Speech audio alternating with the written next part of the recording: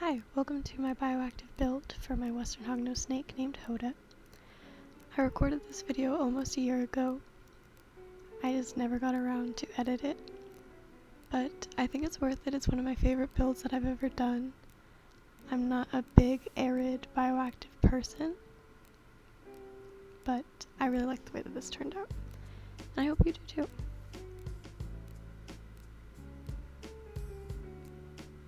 I actually really kind of enjoyed my sterile setup for Hoda.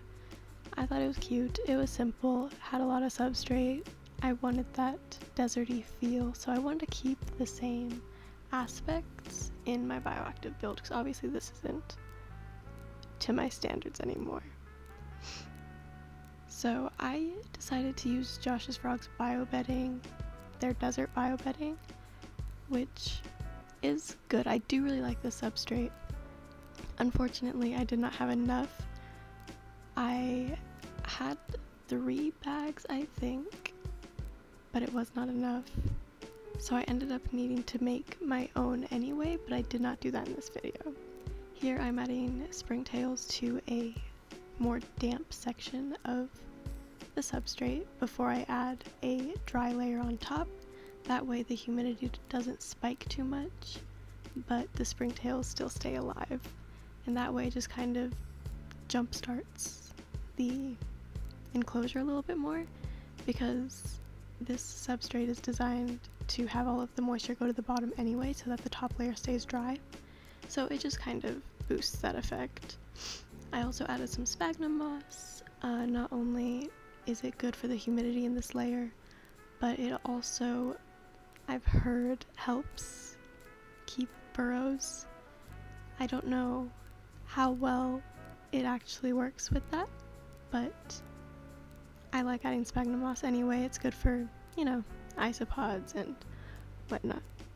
So I just added the rest of the substrate of what I had, and since I didn't have enough substrate like I thought I would, I decided to move all of the substrate to one side so that at least one side is significantly more than the other. That way Hoda has somewhere more to burrow, and the other side would be more of a climbing area, because my western hognose loves to climb. I know a lot of people will say that they don't climb and you don't need to provide climbing space, but my hoggy loves to climb, and I definitely think you should allow options for all of your animals to display all of their natural needs, right? So now I just started to decorate. I added some cork tubes, some half logs, some branches. All of this I got from Reptile Expos pretty much. I was just kind of playing around at this point. And then I added my plants. Again, I wanted to keep the deserty succulent look, so that's what I was going for. Succulents do hate me, and I'm not gonna lie, a lot of these plants are dead now, but like half of them are still alive, and I've replanted the rest.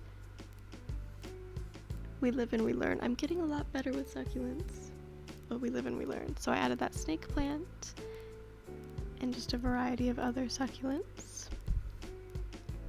I tried to rinse off the roots as much as possible, of course, but I did get all of these from a Reptile Expo as well, and they do come from a pesticide-free nursery.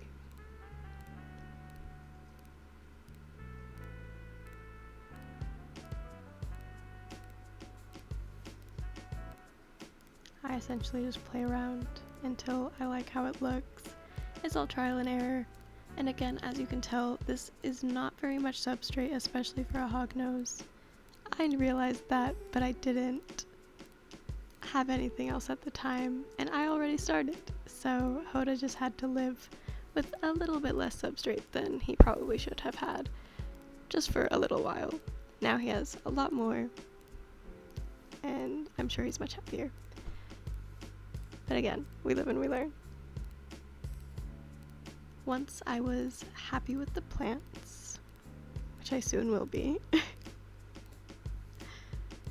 I put some moss, some sphagnum moss underneath the water dish. That's just a little trick I like to do for arid environments. That way, when the water spills over, it kind of keeps that spot more moist and the cleanup crew can kind of reside there. Here's where I'm adding my cleanup crew after I added leaf litter. I'm using Giant Canyon isopods because they work really well in a arid environment, and they're also very protein heavy, which means they love snake poop. So that's why I decided to use those. There's only a 10 count, but they are doing amazing in this enclosure. They've bred like crazy, and I know there's a debate on whether you should have multiple cleanup crews in an enclosure or not. Like if you should use multiple types of isopods or multiple just bug species in general. I am personally using both mealworms and isopods and of course springtails in this enclosure. I personally have had no problem with them outcompeting each other. They both breed like crazy. These mealworms turned into beetles, and I've had no problems personally. Some people might have problems, but this is just my experience. I'm using a stick in this because those were just pupa of mealworm beetles. They were already turning into beetles, and they move a lot, and I don't like touching those when they're in that stage. I have no problem with touching the beetles. I have no problem with touching the mealworms. I do have a problem with the in-between phase. But then I realized I forgot to add an actual layer of leaf litter. I added some to mix in, but I didn't add an actual layer. So this is me fixing that. It all turned out fine, obviously.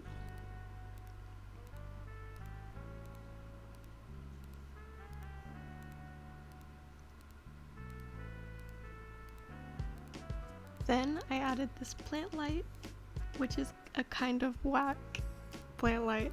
I got it on Amazon. I'll link it below. I put everything that I use in my descriptions, by the way. Even if I don't have an exact source, I'll say what they are. These plant lights are fine. I don't think they've done bad for my plants. They're adjustable, which is kind of cool. I wanted them to be adjustable because my hognose is albino and they have sensitive eyes, but I have it at the highest setting anyway to make up for the plants because succulents need high light. But here's the finished product. I really enjoy how this turned out. I think it looks really pretty. Hoda did dig up a lot of the plants, but obviously they're hognoses. We know that's gonna happen. But I think it's really cute. I did forget to mention that this is bigger than a 20 gallon. I don't know the exact gallon sizes, but I think it's closer to a 30 gallon, which is plenty of room because I have a male hognose, which stays pretty small. I would probably like to upgrade him eventually, but this is a really nice size for him. Here's him getting in there. He was about to shed in this clip, so he's looking a little bit pale, but gorgeous as always. The one thing I don't like about these plant lights is, can you see those little lines in the video? I did everything in my power to get rid of those lines, and it's because of the plant lights, and I don't know why or how to get rid of them. If you have any advice, let me know. But yeah, that is pretty much the end of the video. The rest is just clips of Hoda being a perfect boy, enjoying his beautiful enclosure. So thank you so much for watching. I hope you enjoyed.